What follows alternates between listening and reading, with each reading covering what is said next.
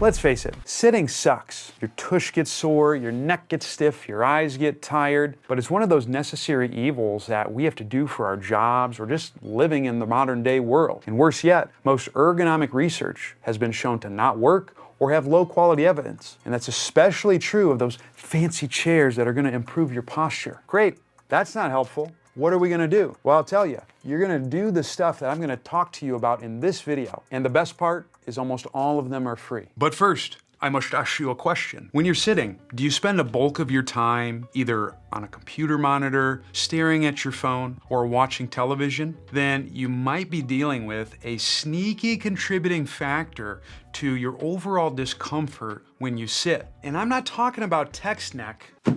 I'm talking about eye strain. Research shows that eye strain, how hard your eyes have to work, and neck pain correlate with one another. When you're staring at an object in front of you, your eye muscles must work to focus on that object. To help you focus, muscles on the back of your neck must contract to keep your head stable. This helps make that process more efficient. But then your eyes get tired from focusing for too long, then your neck has to work harder. It moves closer to the screen. You eventually look like this. That becomes uncomfortable. So to make sitting more comfortable, you have to make the job easy for your eyes. If you keep your monitors 20 to 30 inches away from your face, it can make the eyes not have to work as hard. My rule of thumb is to keep your monitor an arm's length away, much like I do to people who try and get close to me.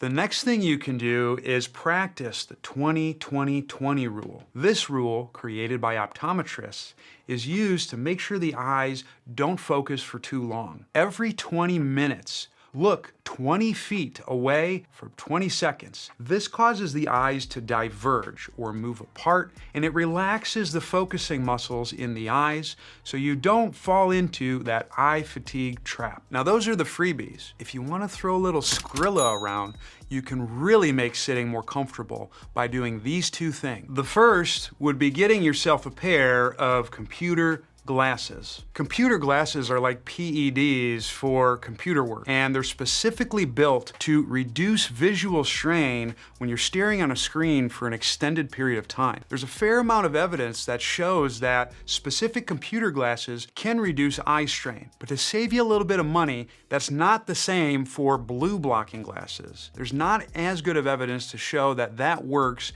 at reducing visual strain. If you want the best optometrist to make you some glasses, I would work with someone who also specializes in vision therapy. These providers are going to look at all of the visual components related to performance on a screen, as well as outside of desk work. The College of Optometrists in Vision Development, or COVD, is the organization that I usually refer people to that I've gotten the best results with. And the last thing you can do to reduce eye strain is to get a second monitor. Or in my case, 4. I'm kind of a nerd. Aside from the overwhelming evidence showing that more computer monitors can enhance your productivity, having more screen space makes the icons bigger, makes the text larger, and gives you more stuff to look at. When you're not focusing in a small area for a long period of time, that reduces how hard the eyes have to work. This will make sitting more comfortable. I would say between the glasses and the monitors, these have been the two biggest things for myself personally to reduce a lot of the neck strain that I would get from prolonged computer use. But you know, since we've been talking about being on a computer, there's something I've been wondering about you. When you're sitting at your desk, are you perched at the edge of your seat with a deep back arch, like you're about to take an Instagram selfie? You're probably doing one major thing that is making your sitting absolutely busted. When you're sitting perched on the edge of your seat like you're waiting for my next video to come out, your back muscles are engaged to keep you in an upright posture. You might be thinking, Zach, that's awesome. I want my muscles to work. I want them big and strong like your biceps.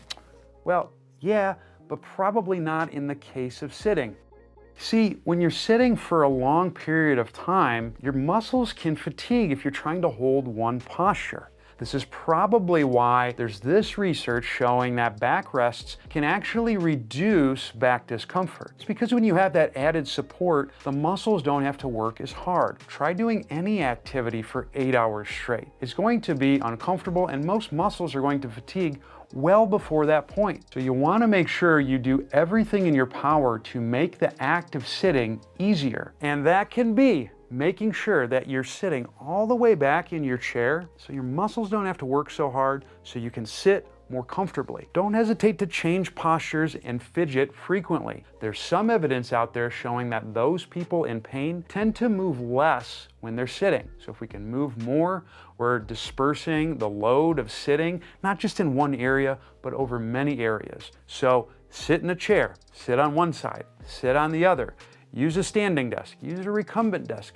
Change positions as frequently as you can without interrupting your work. You also want to look at your arm position. Unloading the arms, so not putting a whole lot of weight on them, can reduce neck strain during sitting. I want to try to find a neutral position that makes sure I'm not at end range this way, end range that way, or anything with my elbows. Try to get close to a 90-degree angle at the elbows. So you can see here, I probably got to get a little lower. And then you want to not be all the way down like this, or all the way up like this, just a slightly relaxed position here. So that way you can type without causing a lot of strain in your arms.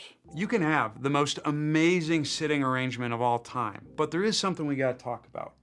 I want you to imagine that you're on a long car ride. We're talking 4 hours. You finally gotta get up to go to the bathroom. How good do you feel after you've sat in the car for that long?